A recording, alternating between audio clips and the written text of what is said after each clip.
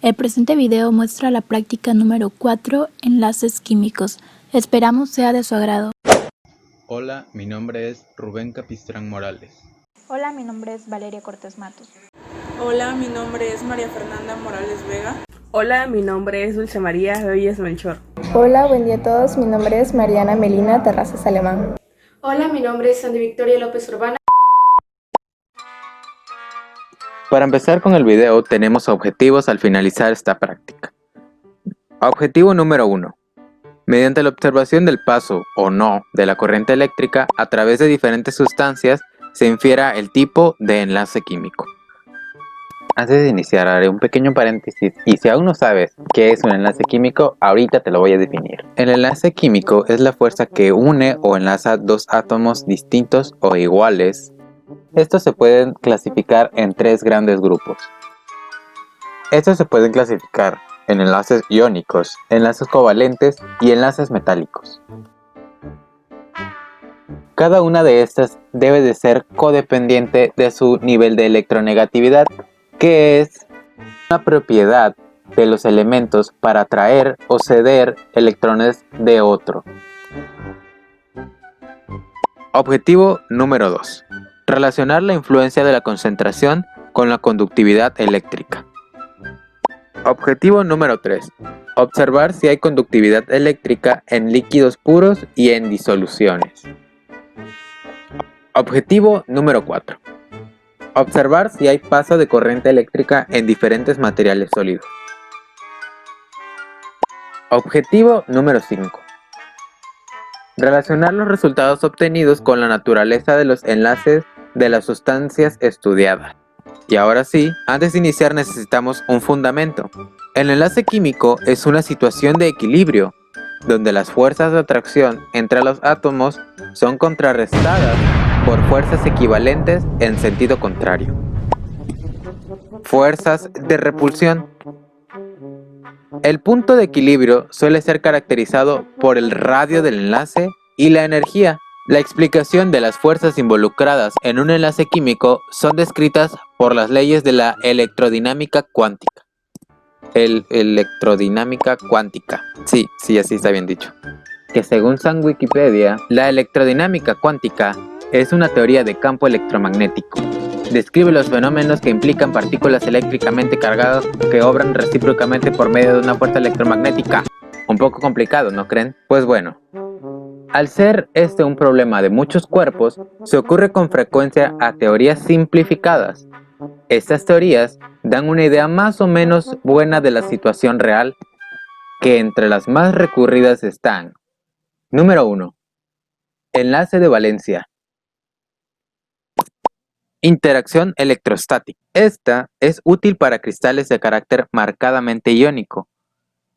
Predice la unión entre grupos de átomos y de forma no direccional. La reactividad y toxicidad de estas sustancias es nula si la utilizamos de manera adecuada. En cambio, tendremos en cuenta la inflamabilidad de algunas sustancias, ya sea el alcohol etílico, el aceite de cocina o el vinagre, ya que pueden llegar a ser inflamables. Y todos pueden causar algún cierto tipo de irritación, tanto en la piel u ojos, al estar en contacto constante. En función del enlace químico, ¿cómo podemos explicar que algunas disoluciones permitan el paso de la corriente y otras no? Bueno, esto se puede explicar gracias a una de las propiedades que es fácil de estudiar y que determina el tipo de enlace, que es dependiendo del comportamiento frente a la corriente eléctrica. Cuando una sustancia se somete a la acción de un generador eléctrico, puede traer tres posibilidades: conduce sin descomponerse, 2, conduce descomponiéndose, o 3, no conduce en lo absoluto. Cuando uno de ellos va unido a uno de los tres tipos de enlaces químicos, entre los átomos pueden ser metálicos, iónicos o covalentes. Los metales se caracterizan por conducir la corriente sin cambiar su estructura y por eso se les conoce como conductores de primera especie. Los compuestos que tienen enlaces iónicos son cristalinos, solubles en agua y disoluciones acuosas. Conducen la corriente eléctrica, pero al pasar la corriente se rompen los enlaces químicos y se convierten en otras sustancias. por eso se les conoce como conductores de segunda clase. Los compuestos que tienen enlaces covalentes no conducen la corriente. Entonces podemos decir que siempre que una disolución es conductora de la corriente eléctrica es porque en ella existen iones. La conductividad dependerá en este caso de la cantidad de iones disueltos en el mismo y de la carga y la movilidad de estos iones. Una práctica de laboratorio que podemos realizar para poder determinar los tipos de enlaces de acuerdo con una propiedad macroscópica sería experimentar con diversas sustancias que presenten diferentes tipos de enlaces. Podemos utilizar lo que es la propiedad de solubilidad para poder determinar cada uno de los enlaces. Los materiales y reactivos que necesitamos son los siguientes. Para realizar el siguiente circuito se conectó el positivo de LED al positivo de la pila, el negativo de la pila al común del multímetro, el medidor corriente del multímetro al primer electrodo y a su vez en el lado negativo de LED se conectó la resistencia de 220 ohms que iría conectada al segundo electrodo. Como primera prueba realizamos una disolución de cloruro de sodio e introducimos los electrodos en la disolución. Podemos observar, el foquito enciende y hay una corriente de casi 15 mA. La segunda prueba fue con la disolución de sacarosa. Podemos notar un pequeño destello en el LED y una corriente de 0.30 mA. Realizamos el mismo procedimiento con las siguientes sustancias. El agua con sal se observó que el foco enciende muy bien y se obtuvo 15.16 mA. En cambio, el agua con azúcar enciende poco y se obtuvo 0.36 mA, que en comparación del alcohol y la acetona, ninguno enciende el foco y se obtuvo 0.01 mA. El agua con vinagre se observó que el foco enciende muy bien y se obtuvieron 17.35 mA. El agua mineralizada sí enciende y se obtuvo 7.10 mA. En cambio, el agua destilada no enciende y se obtuvo 0.01 mA. Y con agua de la llave enciende poco y se obtuvo 0.81 mA, que a comparación de la leche enciende muy bien y se obtuvo 13.69 mA. Y por último tenemos el aceite de cocina, de lo cual no enciende y se obtuvo 0.00 mA.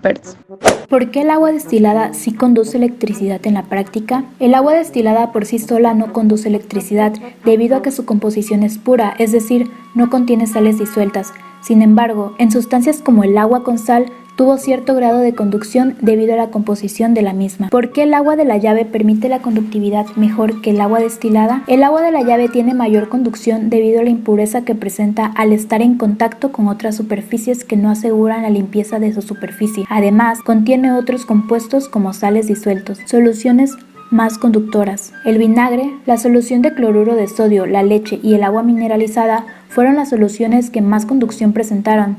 Esto se debe a su composición atómica y molecular, además de las sales disueltas que presentan. De los componentes no iónicos, ¿por qué algunos sí permiten la conductividad? El alcohol, la acetona y el agua destilada son sustancias que no deberían presentar conducción eléctrica. Sin embargo, en la práctica llegaron a mostrar una cantidad despreciable. Esto puede ocurrir por un factor externo como la contaminación de las sustancias al momento de entrar en contacto con el recipiente de medición o con las mismas varas de cobre que pudieron hacer algún tipo de reacción.